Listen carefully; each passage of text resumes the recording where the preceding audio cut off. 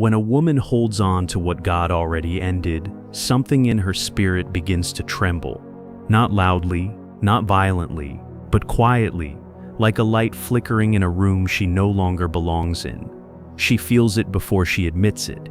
She senses the shift before she is willing to name it. It is that subtle heaviness that settles in her chest when she tries to resurrect what no longer breathes. It is that quiet ache that visits her at night, reminding her that the door she keeps knocking on has already been sealed by hands far wiser than her own. And yet she stands there, hoping, pleading, bargaining, trying to convince herself that if she just loves harder, waits longer, or sacrifices more, maybe the ending won't feel so final. But deep inside she knows. A woman always knows. God whispered the truth long before the situation collapsed. The signs were there, in the way the peace faded, in the way her spirit grew restless, in the way her heart began to feel like it was carrying too much for too little in return. She felt the ground shift. She felt the grace lift. She felt the slow unraveling of something she once believed was heaven sent. And still she held on, afraid of what life would look like without the thing she prayed for, worked for, or invested so much of herself into. There is a danger in staying where God has already moved on from. It is a quiet danger, the kind that doesn't announce itself the way heartbreak does. It shows up in exhaustion. It shows up in overthinking. It shows up in the way she starts doubting her own worth, because she cannot understand why something she gave her whole heart to suddenly feels impossible to carry. She doesn't realize that God had been gently closing that door for months, sometimes years, before she finally noticed the lock.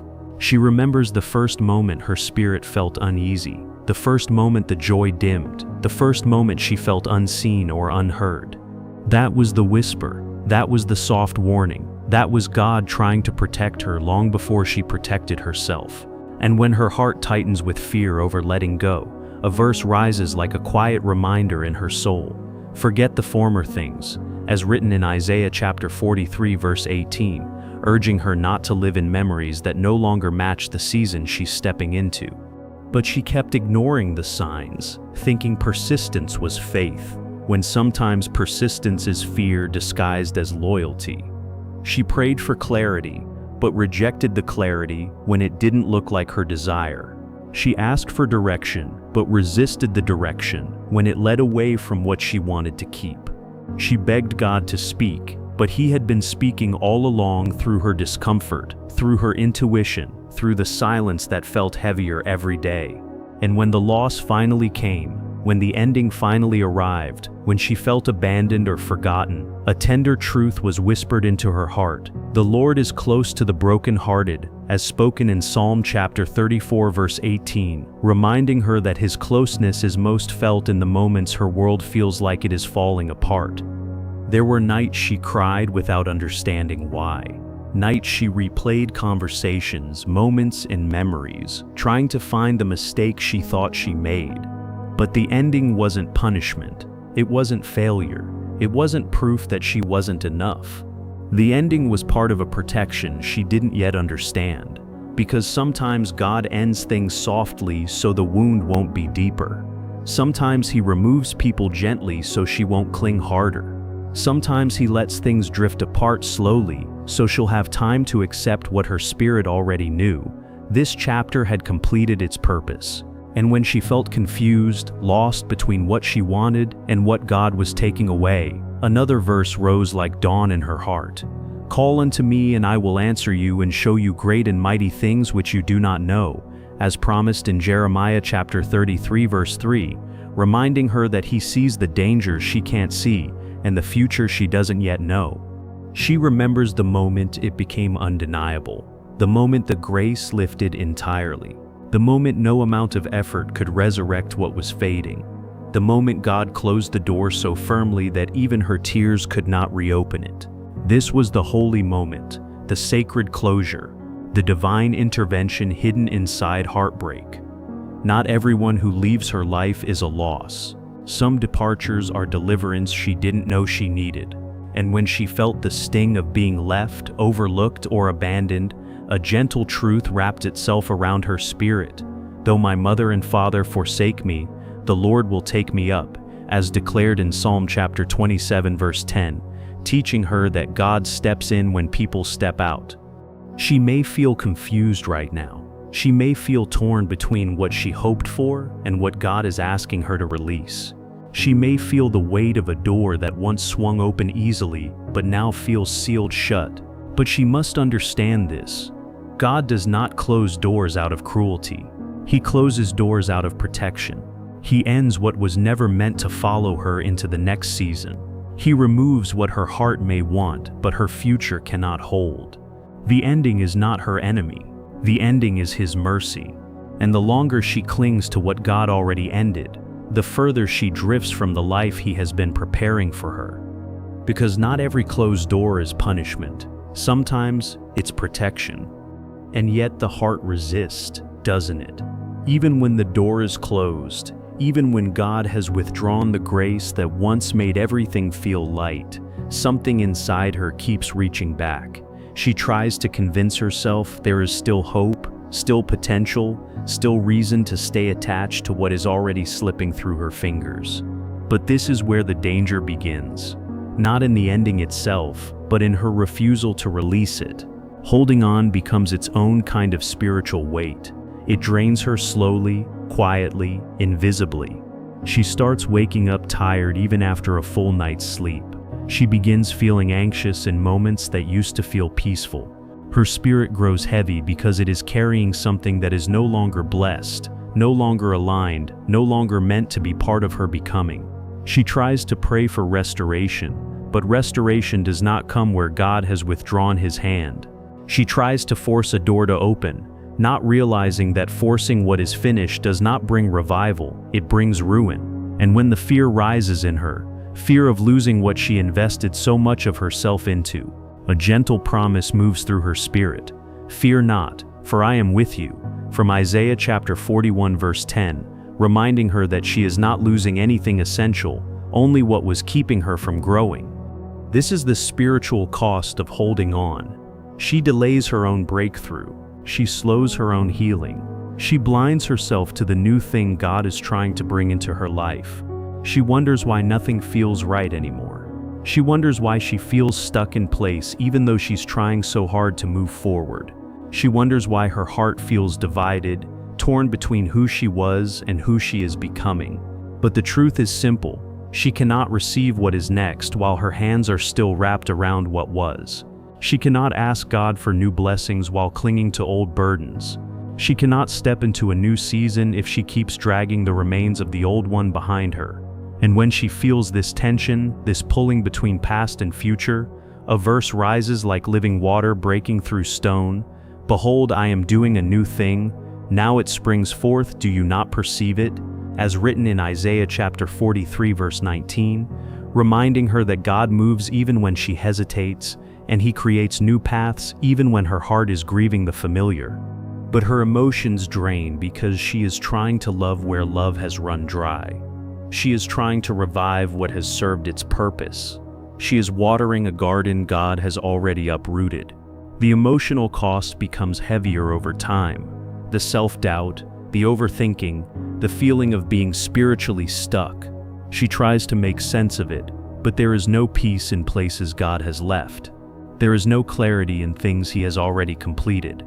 There is no rest in attachments He is asking her to release. The more she holds on, the more she feels herself slipping from joy, slipping from peace, slipping from the woman she is meant to become. And as her heart breaks under the strain, God whispers something deeper than comfort, something transformative. I will give you a new heart and put a new spirit within you, spoken in Ezekiel chapter 36 verse 26, reminding her that this loss is not the end. It is the surgery before the healing, the pruning before the blooming. What she doesn't see, what she cannot see while she is gripping the familiar, is the future God is shaping ahead of her. The relationships aligned with her destiny, the opportunities divinely appointed for her path, the peace she has been yearning for, the purpose she has prayed for, the wholeness she has begged God to reveal. None of these live in the past. None of these live in what God has ended. None of these can grow in soil that has already dried. And when she feels hopeless, afraid that letting go means stepping into emptiness, the Spirit brings back a promise she has heard but never truly understood.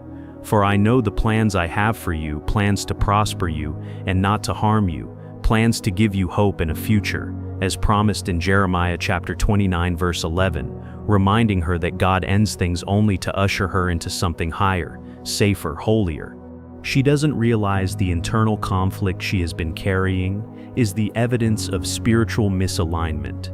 The reason she feels torn is because she is trying to hold two seasons at once, one that God is closed, one that God is opening, and the weight of this spiritual divide is what is breaking her heart, clouding her mind, and exhausting her soul. She has been grieving not just the loss of someone or something, she has been grieving the version of herself who believed she could keep both God's will and her own desire alive. But when God ends something, it is mercy. When He removes something, it is protection. When He closes a door, it is redirection. The danger is not in the ending. The danger is in clinging to what was never meant to survive this chapter. Because holding on to what God ended blinds her to what He is trying to begin. And there comes a moment, soft, trembling, holy, when her spirit finally exhales. It does not happen in a dramatic burst. It happens in the quiet, in the stillness, in the sacred pause between breaking and becoming. One day she wakes up and realizes she cannot keep fighting for what God has already released. She cannot keep giving life to what no longer carries His breath. She cannot keep shrinking herself to fit into a door that has already been sealed by heaven. And so she loosens her grip, slowly, tenderly, fearfully, but she loosens it. And in that release, that sacred unclenching, something divine rushes in. Not noise, not chaos, not new attachments, but peace. A peace she has not felt in months. A peace that feels like her soul returning home. That is the first sign of freedom, the quiet rising of peace, where confusion once lived. And as she lets go, a verse washes through her spirit, like warm wind through broken branches. They that wait upon the Lord shall renew their strength. From Isaiah chapter 40 verse 31, reminding her that letting go is not losing strength, it is receiving it back. In the release, she begins to feel herself again. The self God protected, the self she had forgotten, the self that was buried under the weight of trying to carry what wasn't hers anymore.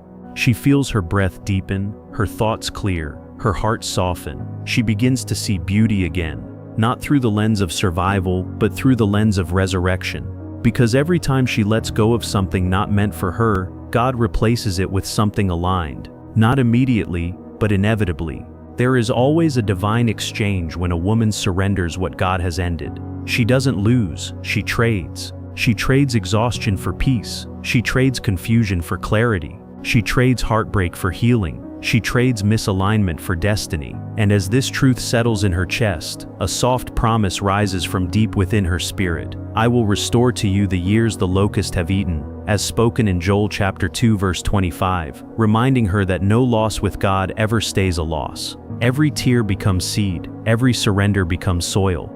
The more she releases, the more she begins to realize that the ending was not rejection, it was rescue. It was not abandonment, it was alignment. It was not loss, it was liberation. She starts to see how God protected her from relationships that would have drained her future. She begins to recognize how He removed people who were not assigned to her purpose. She understands how He shut doors that would have broken her spirit had they remained open. And in this revelation she rises, not in bitterness, not in regret, but in gratitude. Gratitude for what ended, gratitude for what survived, gratitude for what is ahead. Because now her hands are free to receive what she once prayed for, what she once feared she would never find, what God had been preparing in silence. And as she steps into this renewal, a verse forms like a shield around her heart. No weapon formed against you shall prosper. From Isaiah chapter 54 verse 17, reminding her that the battles she feared were not hers to fight, they were God's. She begins to walk differently, lighter, steadier, more aware of her worth. She no longer begs for clarity from people who were never meant to carry her heart. She no longer waits for signs in places God already left. She no longer clings to memories that no longer match her identity. She steps forward with a strength she forgot she had. A strength born not from perfection but from surrender. She finally understands that the wilderness she feared was actually the birthplace of her new beginning. The loneliness she resented was actually the soil of her spiritual transformation. The silence she hated was actually the voice of God guiding her back to herself. And in that revelation, another truth anchors itself inside her. The Lord will fight for you. You need only to be still, as promised in Exodus chapter 14, verse 14, reminding her that she is not walking into her future alone. Heaven walks with her. She does not look back anymore. Not because she is angry, not because she is bitter, but because she is healed. She sees now that the ending was not a punishment, it was a doorway into the chapter she was born to live, a doorway into the identity she had forgotten, a doorway into the life that was always meant for her but required the courage of letting go. She steps through that doorway with her head lifted, her heart open, her spirit steady. She steps into a future where peace is the norm and chaos is no longer tolerated. She steps into a season built by God's hands, not her fear. She steps into blessings that match her worth and relationships that reflect her growth. And when she looks at the closed door behind her, she does not grieve, she honors it. It taught her, it shaped her, it released her.